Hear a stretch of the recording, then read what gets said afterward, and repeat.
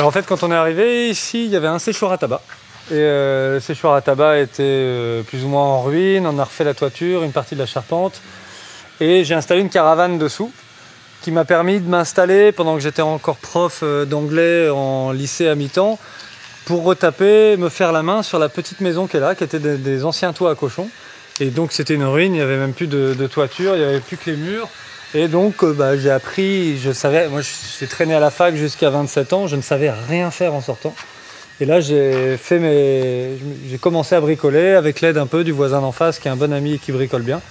Et j'ai commencé par ça. Donc isolation en laine de mouton, on a installé un poêle, on a refait des pièces de charpente, on a refait les joints, on a fait une dalle en béton de terre, des enduits en terre.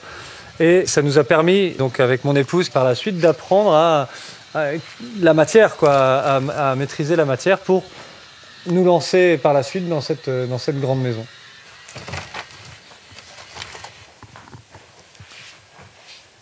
Donc voilà l'œuvre collective qu'on a réalisée avec les premiers membres de l'association. Moi, je ne suis pas constructeur, je suis pas spécialiste de la terre, je ne suis pas spécialiste de rien en fait.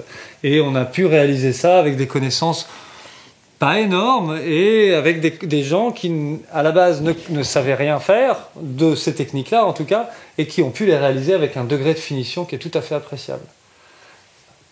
L'association s'est créée suite à ce chantier collectif qui nous a rempli de beaucoup de belles choses, une belle aventure humaine inoubliable.